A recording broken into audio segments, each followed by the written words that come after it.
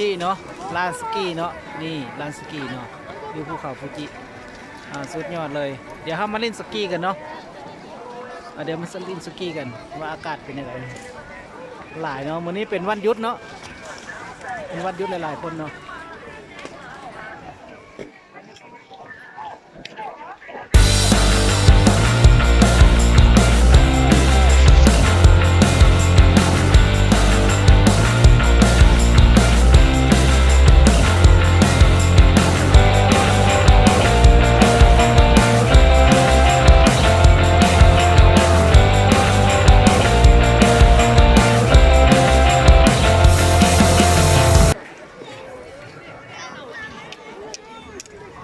บรรยากาศเนาะในลานสกีเนาะ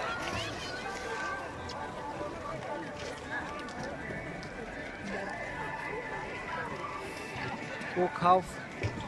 หิมะฟูจิเนาะบนเป็นภูเขาไฟเนาะมันเป็นหิมะแหละ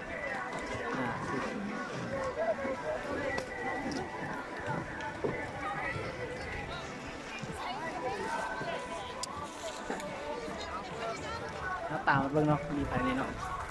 มาจากประเทศลาวเนาะมาจากประเทศลาวนี่มาจากประเทศลาวเนาะ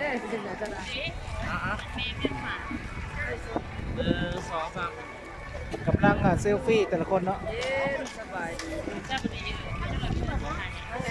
มันลื่นนะแดดมันซ่อมาอันนี้มาจากประเทศลาวมาจากโพงซาลีโอ้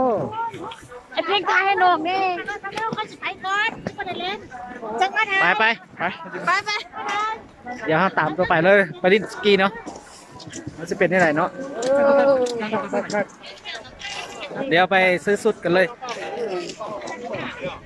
ไปต่อคิวทีนี้นี่แม่มาจากประเทศลาวเนาะแม่เวียงฟ้าเนาะเวียงฟ้าเดี๋ยวเราไปขี่เนาะยอดเลยเดี๋ยวเป็นอะไรติดตามต่อไป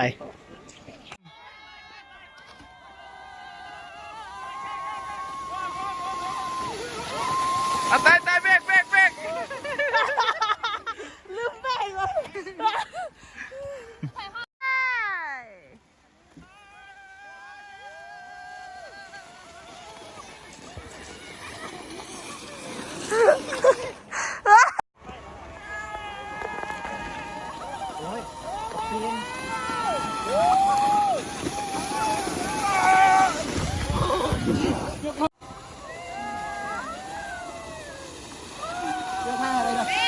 ซื้อมาอย่างนี้